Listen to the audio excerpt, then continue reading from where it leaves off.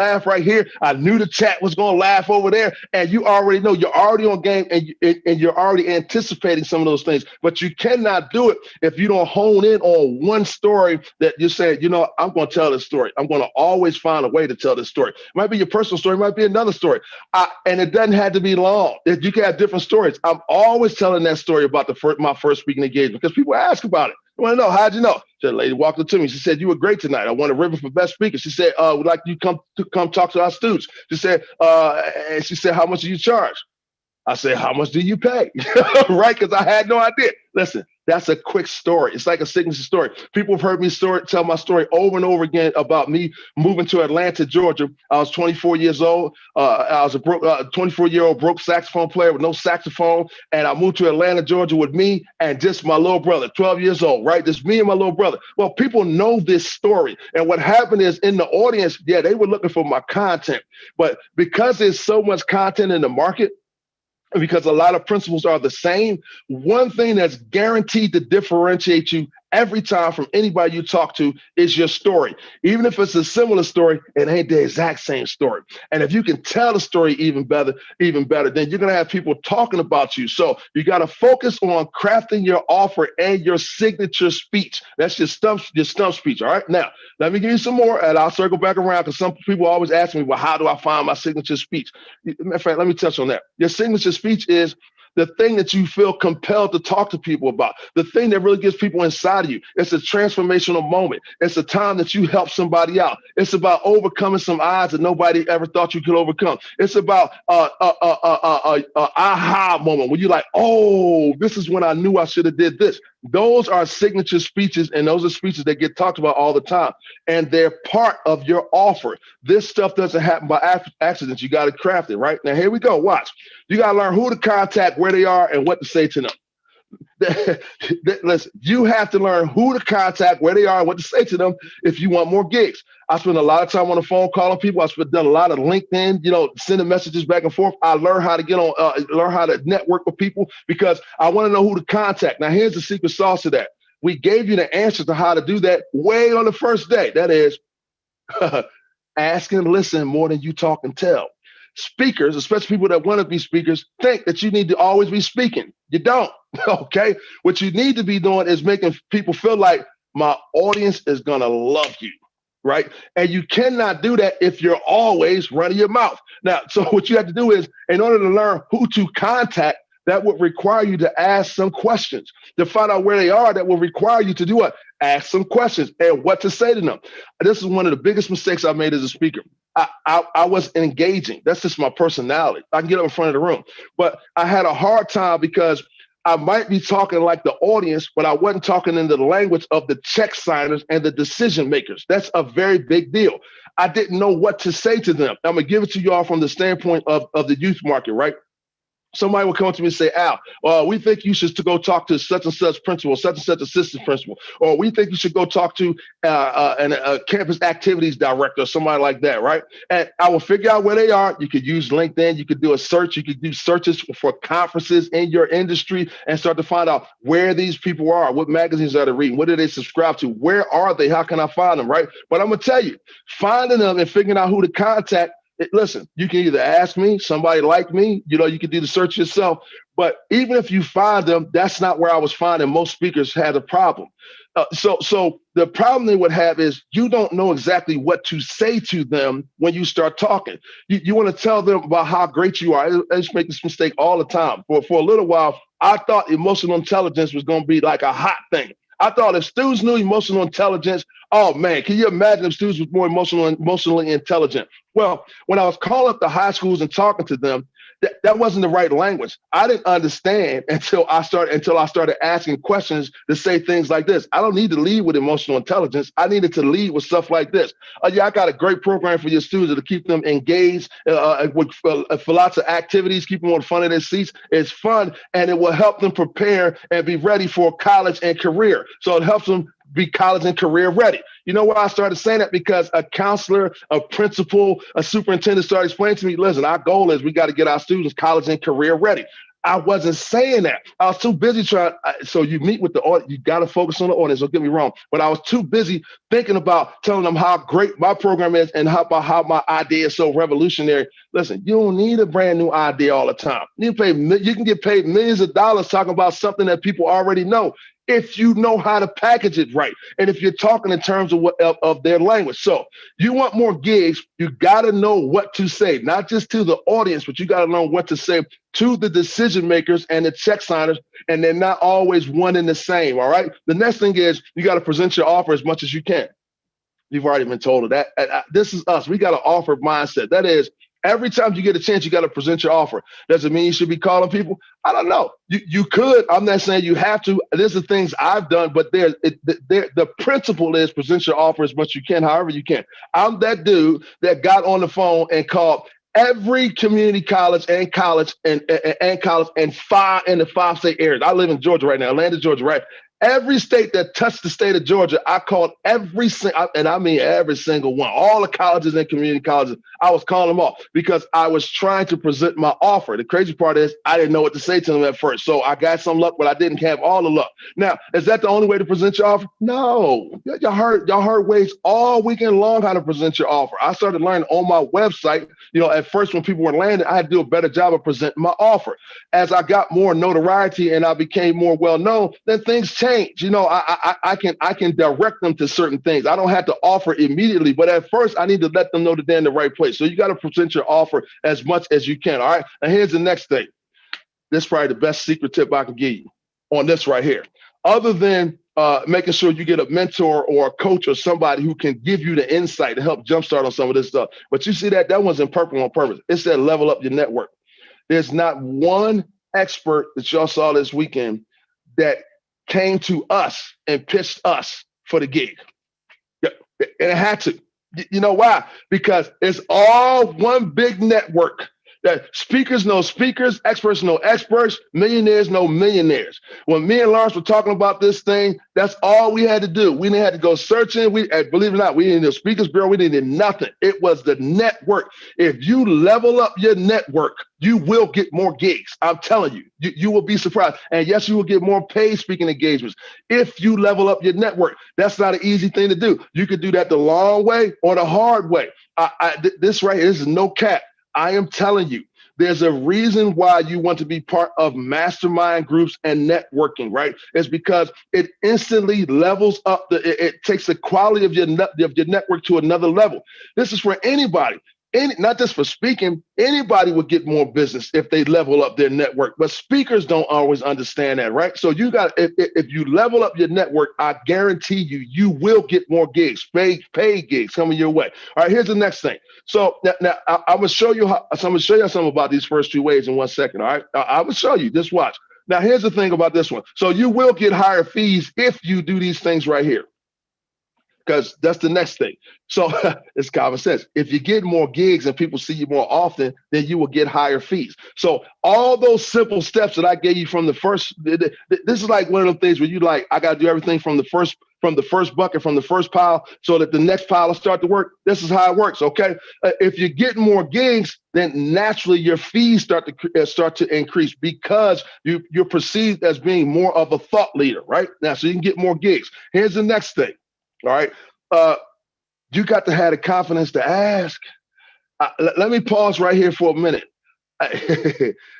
You have not been scared or nervous until you got to ask somebody for $10,000, $15,000 and you're not sure if you deserve it or not. That's not cool. You got to get that confidence in yourself first. So you need to know that your product has the right value, the right worth, and that you are asking something that is within reason. But at a certain point in time, I was like, you know what? It doesn't matter, man. I just need to have the confidence to ask. When they say, how much is your fee? I need to come out, say it comfortably. Listen, people Al, did you used to practice your talks in the mirror? I did. But you know, I used to really practice. I used to practice to ask.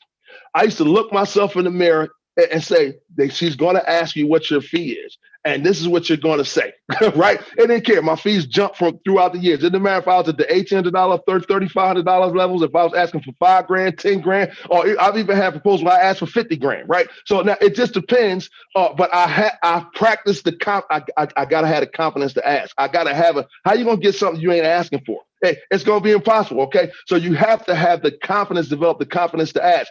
Believe it or not, that confidence comes from doing more gigs, okay? Now, here's the next thing. You got to increase your brand value. There's two main reasons that people hire speakers. This is it. There's only two main reasons for speakers. Either A, you have a tremendous amount of content and value to offer. B, you put butts in seats. Now, how high or how valuable your content is, or how many butts you can put in the seat, or how many eyes you can put on the camera, it's dependent on the level of your brand. So the more you increase your brand value, the more you can have higher fees. Now, notice I didn't say the more you increase your expertise and things of that nature, because it depends. That's not the only thing that increases your brand value. A lot of things increase your brand value, like getting more gigs, or having the confidence to ask, or being part of a higher value network, being seen more often. You have to increase your brand, the value of your brand, and this is a matter of perception. So, it has to do with being able to tell your story better. It has to do with being able to deliver better, whether it's your speaking ability, be able to close the deal, keep people engaged, things of that nature. But you got to find a way to increase the value of your brand if you want to get higher fees, right? Now, here's the next thing. You can find a more profitable niche. At a certain point in time, I realized, Al, you're not getting no more money out of these high schools. I would like to get higher fees. Thus, I need to expand or find a different niche. That doesn't mean I have to abandon one niche, but after you get one thing going and you've really focused in one niche and you become a rocket star and you got a nice position in that niche, we tell people all the time, yes, then you can expand. Can you start to look at another niche? Yes, you can. You're probably only I know this for a fact. You will only occupy one place in the mind of the market. Let me say it again. You will only occupy one place in the mind of the market. That does not mean you can't make money in other niches. Steve Harvey, for many folks, will always be comedian. That's what he says, right? I mean, that's the first thing we think of, because that's how we met him. That's the spot he occupies in the mind for you, in your mind. Now, that doesn't mean for everybody that's where some people are like, Steve Harvey, oh, you mean the host? That's the host of Family Feud.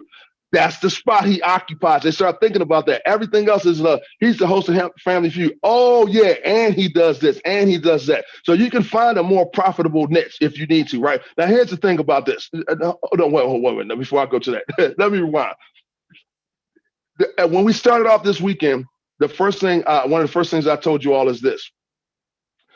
And I don't care what it is. In this world, especially when it comes to us making money, there are workers and employees, right? There are managers and there are owners and founders. That's how it works, right? And you need all three, but the problem is when you only been trained to think like the first two, it's very hard to be good. That it's very hard to be a great owner or a great founder if you're only thinking like an employee. So I'm gonna break some high science down for y'all, because this used to happen to me all the time.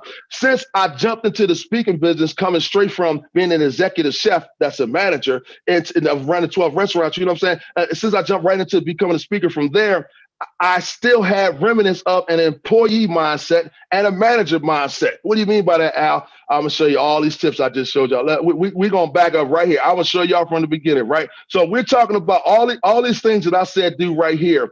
If you look at all of them, and when we're talking about doing these things right here, level up your network is a good one, right? But when we talk about these things right here, the top of that line says, get more gigs. You know what that equals? You can only do but so many gigs in an hour. That's trading dollars for hours. High science. Listen to what I'm telling y'all. Even as a speaker, you do something for an hour or more, you get paid for that time that you were speaking. That means I do something and I get paid for it. That's what employees do. So therefore, as I'm thinking like an employee at first, I'm thinking like I need to fill up my whole calendar. I need to get it filled. And I did. And I made more money. But there's still a limit to that, right? So only but so many gigs you can do a year. There's some years I had 120, 130 gigs. It's a lot, trust me, right? Now, here's the thing. Employees think like this. If I want to make more money, I either need what? I need another job, an extra job, or I need to work extra hours. When you say I want more gigs, and that's the only path and the only thing you got, that means you want to work more hours. Think of that. That's an employee manager type of mindset. I'm not saying it's bad because speakers make more money, but that can't be the only way you look at it. Let me keep going. Employer manager mindset. Walk through this thing. If we come over here and say, but I got to get higher fees, Al, you trying to tell me if I'm getting higher fees, if I'm getting $10,000 an hour and I'm trying to get more than that, is that still thinking like an employer and a manager? Let me say, there's nothing wrong with getting a raise, nothing wrong with doing that. But if you're asking for a raise, right? That's what managers and employees do. You need a raise. Okay, I can only work a certain number of hours. So if I want to make more money, I got to get more hours, more gigs, right? If I want to make more money, I got to get a raise, higher fees, right? This is what I'm chasing this thing. I'm trying to figure this out. And I started realizing this is not good because this is not what business owners do. That's not the only way they think. Business owners think about this last option right here. That is, you know what? To maximize my profits, I need to offer more. I don't necessarily need to spend more hours. It would be nice to have more gigs if that's what you want. It'd be nice to have higher fees. But as sooner or later, unless you're a celebrity, you're going to run into a cap. Trust me and believe me, it happens.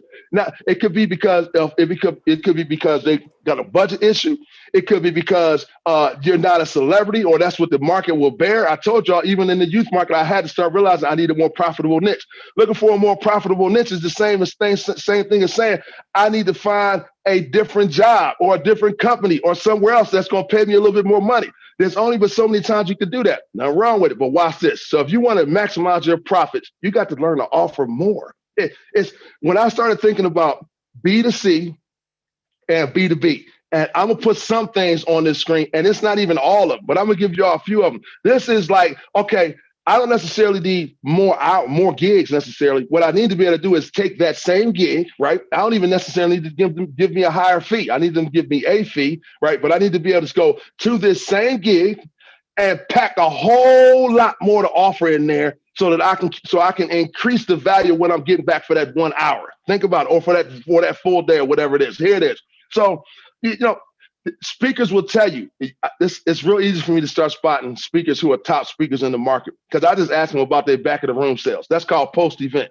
I start asking them about what's your post-event sales like, and very quickly I will know within a short amount of time what level speaker you are, because I know that a lot of speakers, many speakers, if you get them down, pull them to the side, they'll be like, shoot, I got paid $5,000 for the gig, but I made 12 in the back.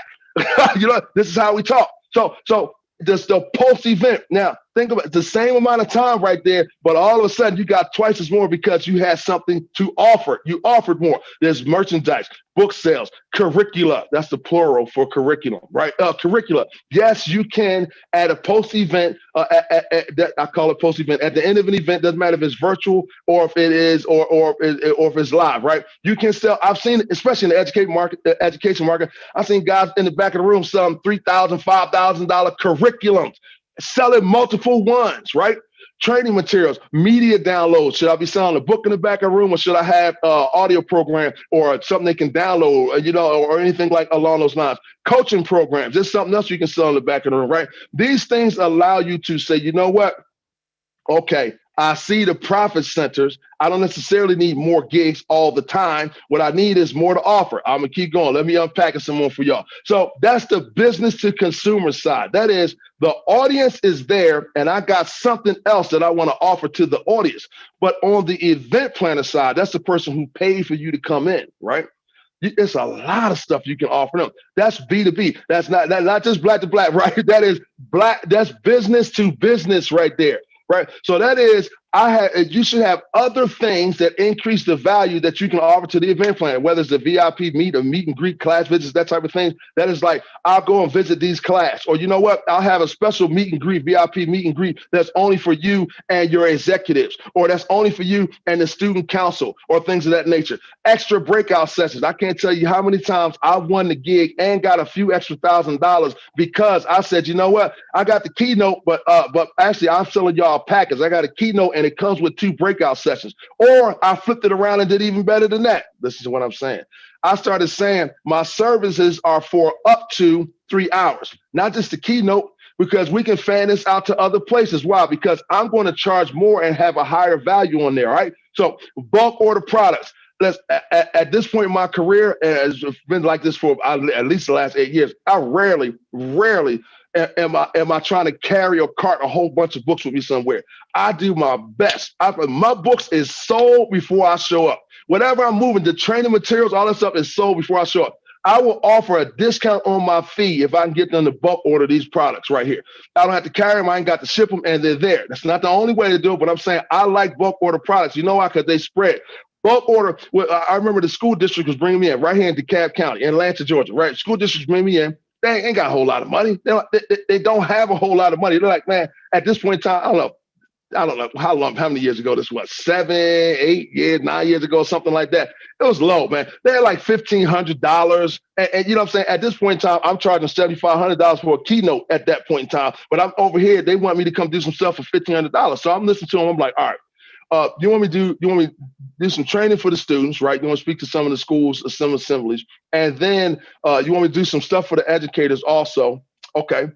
All right, and y'all trying to tell me you only got 1,500 per location? This is bothering my brain right here, right? I'm not liking it. But instantly, because I had experience at that point in time, without having to turn out a gig, without having to beg for a higher fee, anything else, it was no problem. I said, cool. So we can work that out for, $1,500. I can give you all a discount. Notice I said a discount because in the contract, it showed how much my normal fee is, and I gave them a community service discount. Boom. I don't care what you do. Never let anybody get away without knowing the full value of the thing that you're offering them. Y'all know how it is. You see it all the time on Amazon. It's crossed out. You see it all the time here. You see it all the time. Any website you go, boom, 10% off, 20% off. But they make sure they put the original price there. I see too many speakers take a discount on the gig or they negotiate something and you don't give them the real price tag. Okay. Always establish a real price tag. So they see this, what my real price is. And I simply said to them, now we can make this happen, but everybody who's going to be in attendance is going to need training materials in a book. I can't do the program, right? All of a sudden, it turns into an order for 1,000 books, right?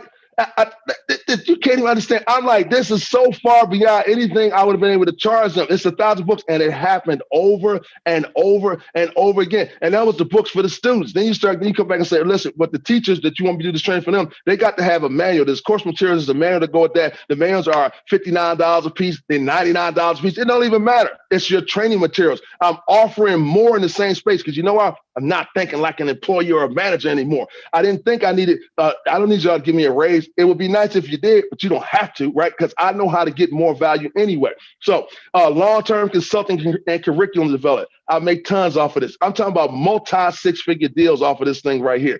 Long-term consulting is when you have the ability to walk up to an event plan and say, I appreciate you bringing me out.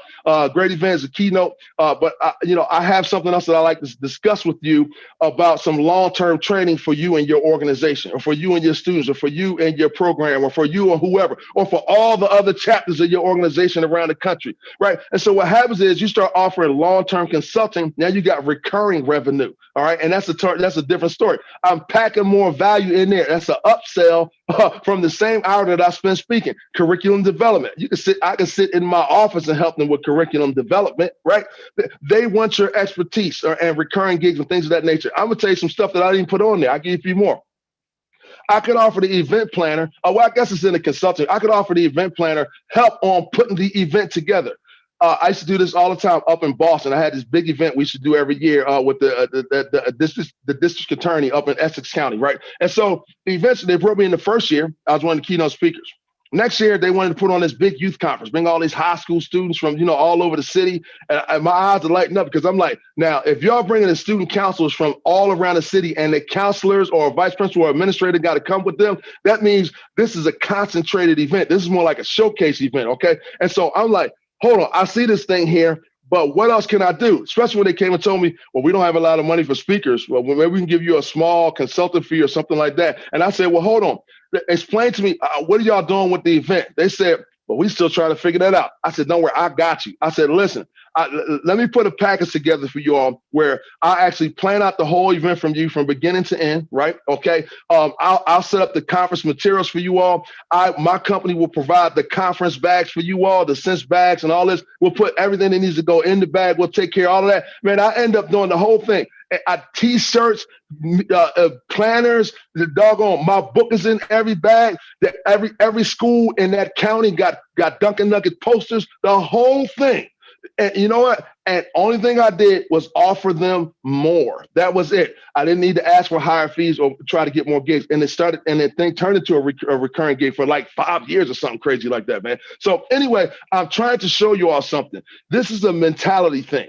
So I can't show you every way. There's no expert on here that can show you every way and give you an answer for every single thing you might encounter. But if you look at these experts that you saw all weekend, include me, Lawrence, Dr. Bush Watkins, and everybody else too, you will notice how they were thinking about offering more.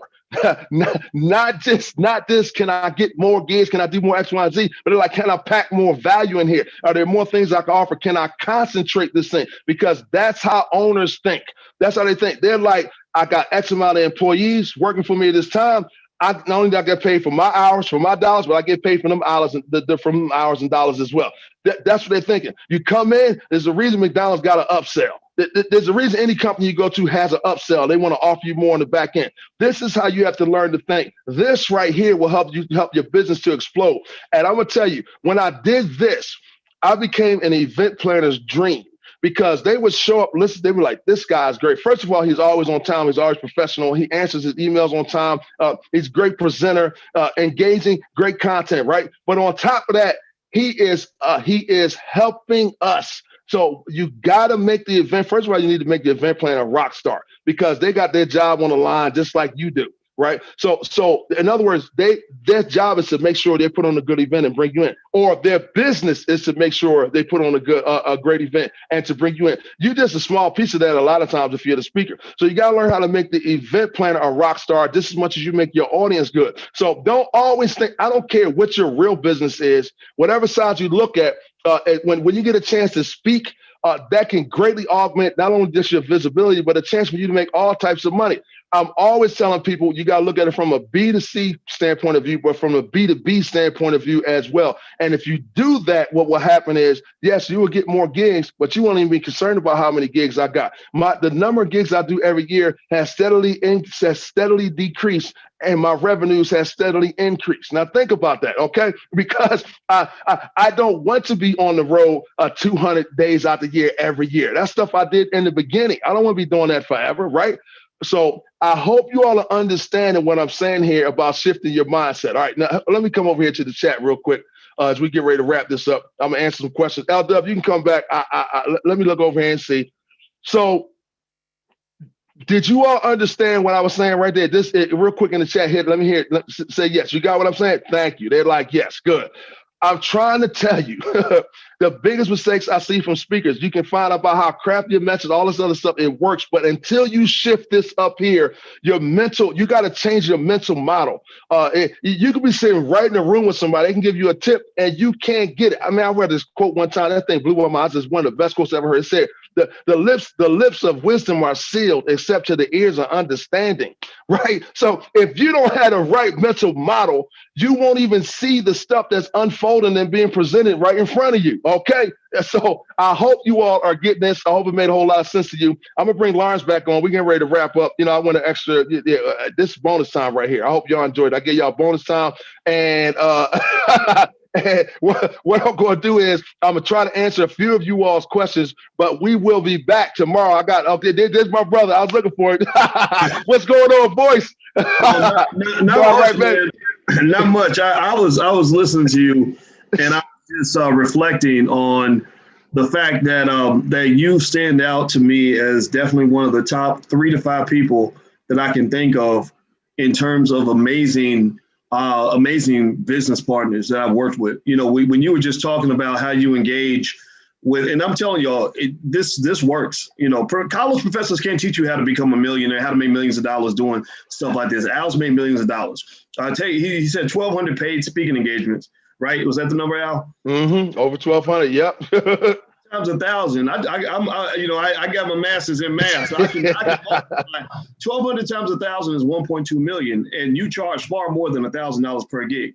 You Yep. up 10, 15, so it's not about so much counting the money. It's really about saying that there are people that can show you exactly how to do these things, and people that can really talk to you about the theory. And so when I'm listening to you talk about just how great you are to work with, and how you packaged so many other things into the speaking gig, and just really you weren't playing that checker level, that first floor level thinking. You were going up to the third, fourth, and fifth floor to the executive suite, and you're like, look, I can play in your whole event. I've got a whole set of products, available to like. There's a process to that, and I've seen you do that, right? Like you've done that with us, and I mean, in the Black Business School, you've been invaluable to work with, and I really want everybody, as you're considering taking a look at Black Experts Empire. Al is in there, and he'll be mentoring you very closely and working with you on exactly what you're doing, and I'll be in there too. I don't know if I've done 1,200 speaking engagements, but I know I've done a lot. I've done myself. I haven't spoken as much as Al, but that type of thinking that he talks about. I remember when Lawrence and I, in the very beginning, I remember trying to get speaking engagements. It was really hard. I remember literally paying money to go give a speech. Just pay, because when you take out all the money I spent on travel and all that, even if they gave me a little something, I wasn't making a profit. You're just trying to get out there. And when I think about going from there to literally to the point where now, I've turned down 15, 20 grand, to speak just because I wanted to spend time with my kids or whatever.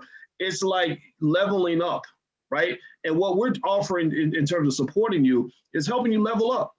We don't just have the expertise and the knowledge. We also have a platform. We have hundreds of thousands, millions of people to follow. So the point of the matter is to say that what I like about working with you, Al, and I'll let you continue. I don't know if you have more you have to say, but what I like working with you is that you don't think on that first level. Like you're not thinking like an employee, like please hire me to do this job. You're thinking like a businessman, like he is a businessman and a businessman, if you know what I mean.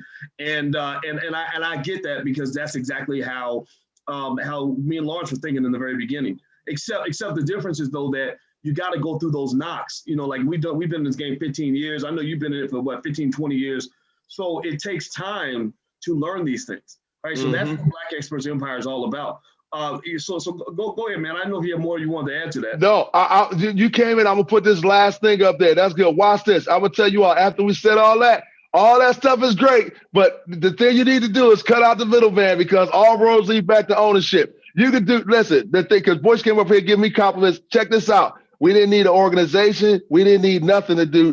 We didn't need nothing. Only thing we needed was the Black Business School to make this thing happen this week. You know why? Because all roads lead back to ownership. When you own your own audience, you don't even have to worry about getting more gigs. You're like, I make all the gigs I want. So that's the final thing I wanted to say, boys. I'm glad you jumped on here just in time for that right there, man. Yeah. The ownership piece is critical, and I really think that what we're seeing is a transition in thinking, amongst millions of Black people. And I really want everybody to understand that there's not even a need to compete or anything, because really what we're doing as a community is taking back what is ours. Like this is the takeover. This is all of us going out here and we're rejecting that old model of being somebody's employee and taking the crumbs. We're going for the big piece of chicken at the head of the table, and everybody can have a table. But it takes a certain skill set to build a table. You have to be able to build tables, build systems, build a process, build something that allows you the opportunity to own something. You ain't got to own everything, right? Capitalism teaches you got to own everything. You got to be number one. You got to be the best and the only one and all that. No, that crabs in the barrel stuff doesn't have to apply here. Everybody can own something and have their own little piece of land and work that land. And so we would love to be able to help you with that. That URL, what's blackexpertsempire.com? Is that? Yep, I'll put that up on the screen too. You can head over to blackexpertsempire.com. Let me put that up on the screen for you all. And this is the, let me pull up that one more time. Right, I closed that by accident. Well, it's blackexpertsempire.com. That's what it is, blackexpertsempire.com. This weekend stands, this offer is going to be good probably until, I know Lawrence has the countdown, but I think it is Tuesday night at 11:59 p.m. Okay, there it is. So you can make a one-time payment And this is peanuts. Listen, I'm telling y'all, this is such a discount on a program like this. It's unbelievable, right? But you can get started for a one-time payment of $2,997 or monthly payments of $297 a month. And if you get started with us, we'll see you in class tomorrow. Yeah, yeah. Well, and I'll tell you, if I could have found something like this in the very beginning, it would have been great. I would have gladly have done it. I mean, I don't know how many tens of thousands of dollars that we spent doing things the wrong way, but I just wish I had a mentor. And the thing was that not only did I not know anybody who had really done it, who could actually mentor me, but I think we were kind of doing something that nobody was doing, like we were approaching it in a whole different way. I remember my two models in terms of scholars that I really wanted to emulate at the time was Cornel West and Michael Eric Dyson and Julianne Malveaux. And I became friends with all of them over time. And the thing was, what I noticed though, as I noticed vulnerabilities in their business model that concerned me. And the vulnerability was, okay, if you go give a speech, you're being hired kind of by a speakers bureau. The speakers bureau, if they drop you, then you get no more speeches. So that's why we created Great Black Speakers, because we wanted to own the speakers bureau. I said, okay, if you publish a book, well, you got a publishing company that's publishing your book. If you suddenly become unpopular, they get mad at you because you got a little too black on a Tuesday, then your book publisher can dump you. When you're on TV, you're on, CNN or NBC or some, media outlet that's owned by another person. And we know that, again, if you get a little too black, they'll chop you off. So I told Lawrence, I said, you know what? I can already see 1,000 ways they're going to fire me. If I ever even get that opportunity, they're going to take it away. And that's what they do. That's what economic warfare is all about. That's how it works. That's how you control, they control you with the money by cutting your purse string. So what we did was we said three things. One, we got to have our own speakers bureau. That was where Great Black Speakers came from. It's been around, since for 15 years. Lawrence runs it. It's been great. Two, we got to publish our own books. I've never had a book deal. I publish every single book on my own. I have sold tens of thousands of copies of my books. Three, we need our own media outlet. I learned that in 2008. 2008, I got into a back and forth with Bill O'Reilly on CNN. For 1 minute, I thought I had allies. I thought I had people that were backing me because I said, okay, Bill O'Reilly's a conservative, and we know Republicans are the only racists. They're the racists. The Democrats, those are the good guys, right? Right? And well, you know what? When the stuff really hits the fan, the black man, just like in the movies, the black man gets killed first. So literally, I don't talk about it much, but during the whole year that Obama was running, I've been pretty much blackballed from CNN. Like CNN they would book me. My publicist was booking me 3 times a week to CNN, Fox, all the networks. And then suddenly she said, every time they agree to book you, they say, okay, he'll be on tonight at 4:00. And then suddenly they'll call back and say, oh, we canceled. We're going in a different direction. And she said, I think you're on a list of people that they've just blackballed. So we lost our whole platform. So at that point, that's when we started building Your Black World and really go into the internet to say, we need to make sure that we will never be canceled by anybody. We want to make sure that we're not owned by anybody. And that's where all this stuff comes from that you guys see right now. And so I think that between myself and Al and Lawrence and all the other experts, I mean, this weekend you had over 20 experts that came in here. We're just 3. With over 20 people that came in and literally gave you something that is 100 times better than anything you've ever gotten in college. Give me a yes in the chat if you'll agree that what you've gotten from this platform, from this weekend or this platform or both, is better than anything you ever got in college. Give me a yes in the chat. They're blowing up all kind of yeses and amens. Yeah, and this is just what we did in the weekend. This isn't what we would do in an intense deep dive sort of private sort of course. So Black Experts Empire, that's what it is. That's it's not free because you can't run a business on free. But go out and look at other programs where you have people that have really done it, who have really achieved the goal, and look at how much they charge. Right? Look at how much your university charges you. What they probably some of y'all might be $100,000 in debt. We don't do that to you. We give you a money back guarantee. So if you're not happy, you can always get your money back. And then secondly, the rewards I've seen to be 100-fold, 1,000-fold. A lot of times it's just a matter of having the right conversation with the right people who can help you get over the humps and figure out the little stuff that you're never going to learn in school. Mhm. Absolutely. Absolutely. Man, you come on here and still dropping crazy dollars, man. Like, Lars, I feel like a veteran. I feel like I have stories. You know, you got a lot of stories, man. I don't talk about it much because I'm living the story. You know what I mean? But every now and then I'll reflect on it. I'll say, man, this has been a journey. You know, and so if I was to meet somebody like myself 15 years ago, I would want that guy to be able to find some opportunity without having to go through the 15 years that I went through. Because it wasn't. Sometimes it wasn't fun, man. It was a lot of work. Yeah. So having people that can just sort of work with you, the quality of the network, what you mentioned about that, that's really important. You know, when you're rolling with people that are not just motivated, but also have other things going on and are good at what they do, then what happens is you just start winning much easier than before when you're carrying around a bunch of dead weight. So getting into that network, like getting into Black Experts Empire, or any other group you decide to join, allows you to be surrounded by people that can help you. And next thing you know, everybody's doing well. Yep, absolutely. L Dub, are we gonna have this Q&A tomorrow? You want to tell them something about a Q&A we having tomorrow morning? Yep. So in about 20 minutes, you all will be receiving an email with a conference recap and a link to the Q&A that will be happening tomorrow at 10:30 a.m. Eastern Time. So we answer as many questions as we could over the weekend, but I know you still may have more questions as it relates to Black Experts Empire and the next steps that you can take to start, building your empire based off of your expertise as well. So tomorrow morning at 10:30 a.m. Eastern Time, me and Al will hop on Zoom and answer your questions. We'll probably go for about an hour or so. So please come with your questions handy if you're still on the fence. If not, if you're not on the fence, please head over to blackexpertsempire.com and give us a shot. As we stated many times before, it's 100% risk free. So by the second or third week, you'll know if the program's for you or not.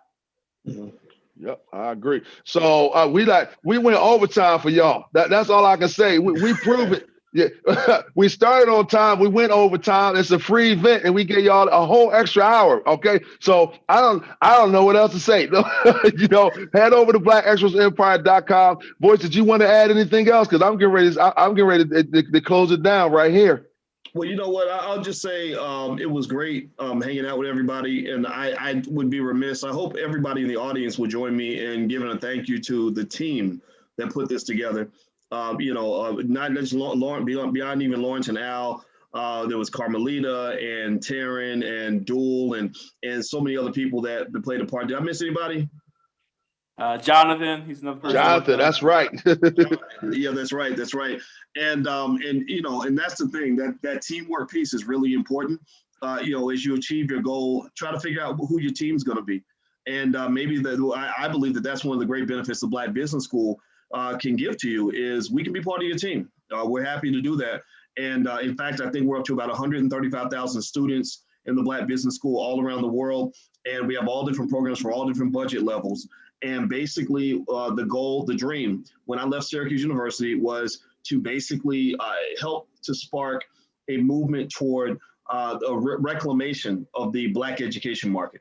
I believe that I know that this institution is going to exist for hundreds of years after I'm gone. I've already put in my estate plan. It's already in my will, all of that stuff. A chunk of my assets are going to be left to the Black Business School, and we're going to have a board in place so that in a couple hundred years, we'll be standing up there with the Harvard universities of the world. Black people should own institutions. We need to own things. We need to really let go of everything else that we've been doing and focus on making sure that all of our children are prepared and trained to be owners and to be to position themselves with economic strength. That is what we believe in. That is what we do. Our core values, our Black core 3. Black people should educate our own children, create our own jobs, and support Black businesses. If we do those 3 things, then we don't need a reparations check. We won't need a stimulus check. We won't need a welfare check. We won't even need an employee check. We will have a community that can do anything that we want to do because we are smarter than everybody else. We are the only group of people that has survived the slave dungeons. You're the descendant of that. We're the only group of people who survived the Middle Passage. We're the only group of people who survived 250 years of the most brutal slavery known to man and still came out shining. We survived 100 years of Jim Crow. We survived 40 years of mass incarceration. And we are also surviving everything that they're doing to us right now that we don't even know about. Right? Whatever COINTELPRO has in mind, they can't stop us. They can't kill us. They've been trying for 400 years. So what I'm saying to you is that you are exceptional. You are extraordinary. And I would be honored to be able to play some part in helping you unlock your extraordinary potential. And so whether you want to try Black Excellence Empire, that's fine. If you don't want to, that's okay. But whatever it is, go for it. Don't be scared and make yourself truly a reflection of Black excellence, because we know what that looks like. And when you put Black excellence and white supremacy in the same room, it's like white supremacy ain't even there. We dominate everything that we put our minds to. So can I hopefully get a quick amen before we bounce out of here? Thank you, guys. Thank you to everybody in the team, and God bless you guys. And I'll see you all very, very soon. Take care. Yep. Take care.